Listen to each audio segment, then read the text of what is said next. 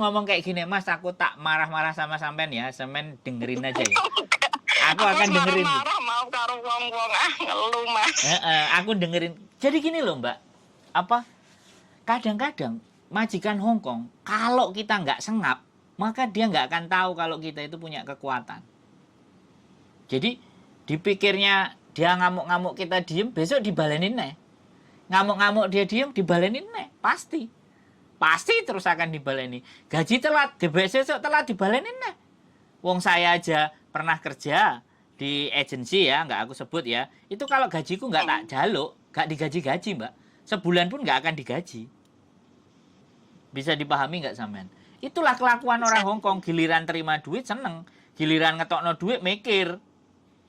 Itu nggak orang Hongkong sih, semua manusia aku rasa begitu deh. Giliran.